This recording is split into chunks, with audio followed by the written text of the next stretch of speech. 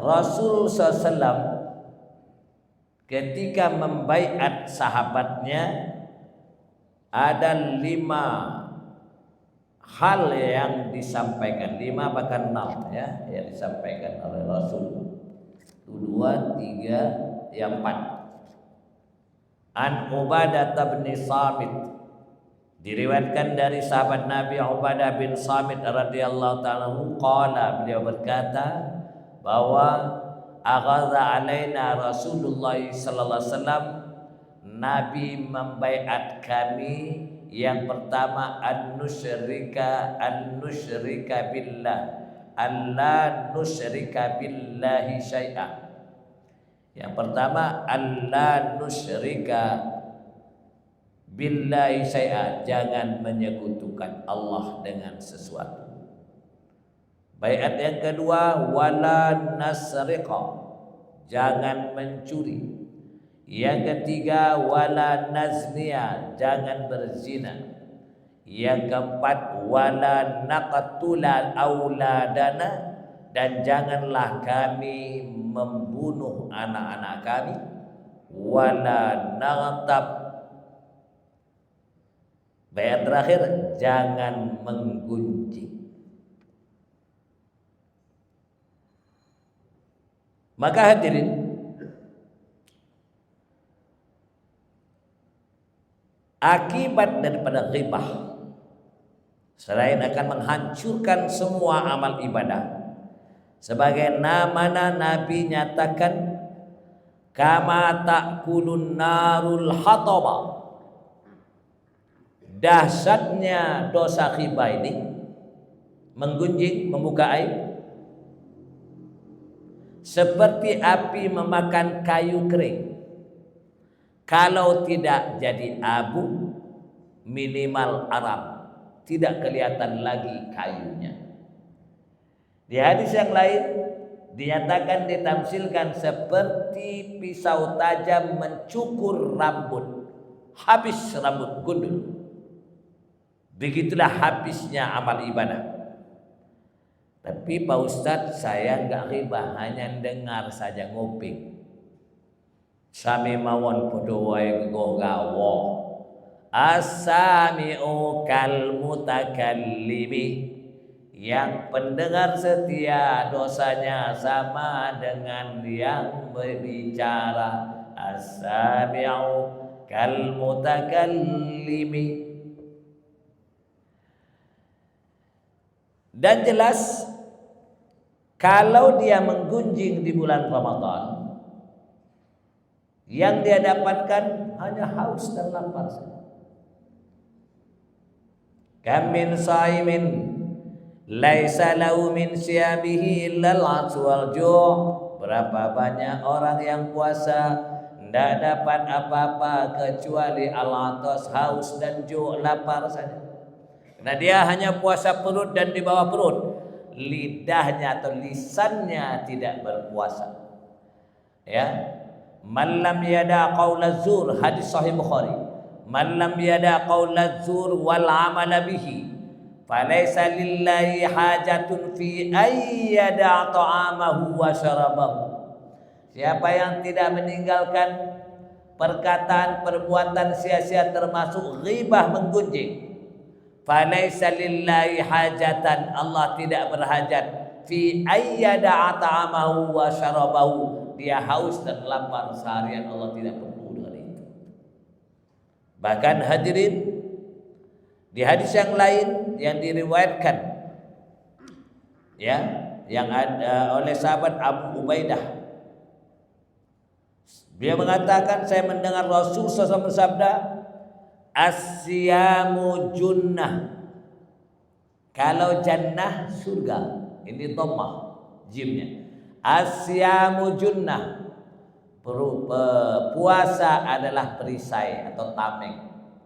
Junnatum minan nari, perisai dari api neraka, selagi ia tidak melubangi atau merusak perisai tameng tersebut.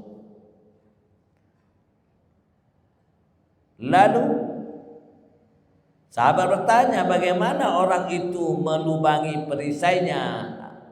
Nabi jawab, dengan menggunjing atau membuka aib orang lain. Saat itu perisai sudah tidak kuat lagi, sudah bolong atau pecah. Akibat ghibah yang kedua, mendatangkan siksa kubur paling cepat. Dalam satu perjalanan dakwah, Nabi dan sahabat melewati kebun kurma yang sangat luas. Kebetulan di tengah-tengah kebun kurma itu ada 2 kuburan tua, tapi bukan kuburan sahabat. Ya, Nabi menyatakan 2 kuburan ini ahli kuburnya sedang disiksa di kuburnya. Yang satu penyebabnya tidak menjaga kebersihan ketika kencing. Untuk itu bapak-bapak jangan kencing berdiri. Ya, dan mio cecok. Jangan mio temegi. La tabulu qaima. Ya, untung dia doa nih enggak disiapkan sarana kencing berdiri. Kalau ada, saya akan bicara dengan Pak Ketua, Abang Sabil. Tapi alhamdulillah nggak ada ya. Iya, masih ada. Bagaimana tuntas Jumat ngantri berdiri? Saya cebol tinggi, takut kelihatan buru-buru, belum tuntas dari basuh, mercik pula. Masih ada masjid. Ingat, kalau seandainya pengurus masjid ada, rubah. Perkara sudah kasih pintu, dia salto, mau berdiri, mau ngejingkang, itu urusan dia. Ya, sampai Nabi bersabda, istanzihu minal bauli. Hati-hati masalah kencing. Fa inna adzabal qabri minhu aw kama qala sallam. Karena kebanyakan azab kubur menimpa karena masalah kencing.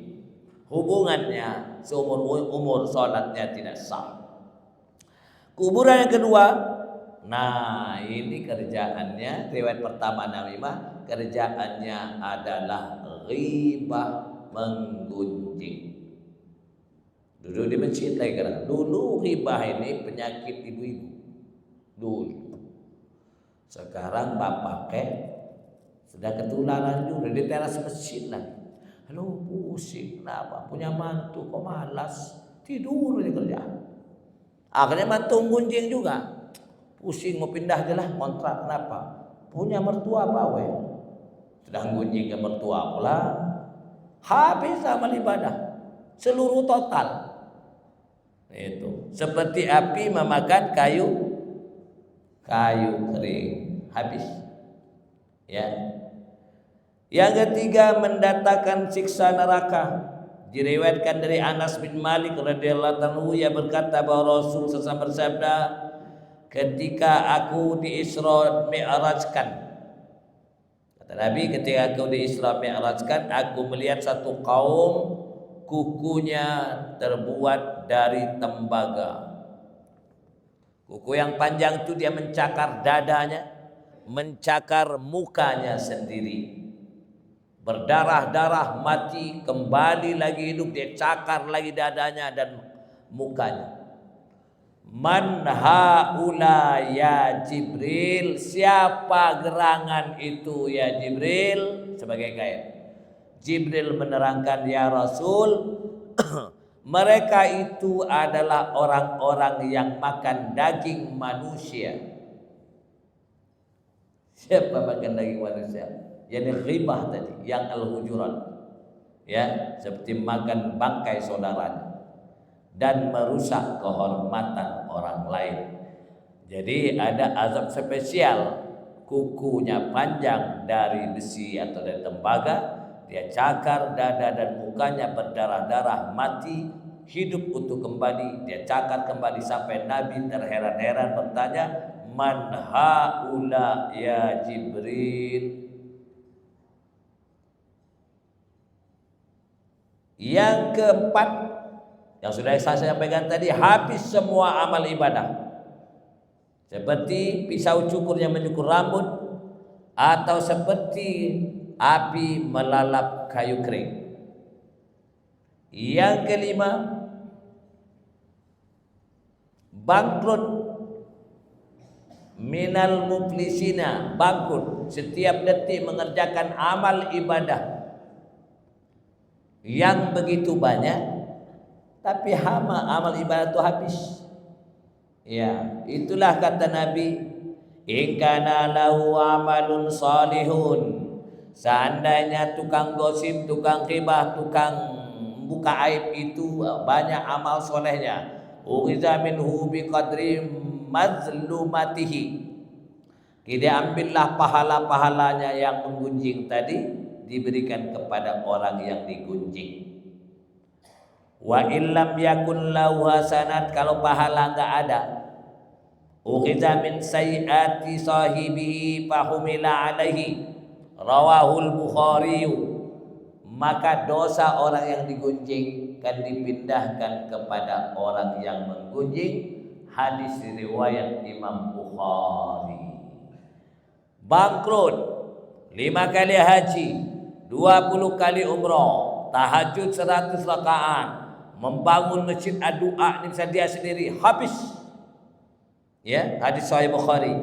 In kana lahu amalun salihun, ketika orang yang menggunjing itu punya amal soleh yang banyak, ukhiza minhu biqadri mazlumatihi, kan diambilkan untuk membayarkan gunjingan tersebut kepada orang yang dia gunjing. Kalau amal ibadah enggak ada atau sudah habis, maka dosa orang yang digunjing dipindahkan kepada orang yang menggunjing. Keterangan dan dalam kitab Sahihul Bukhari. Maka hadis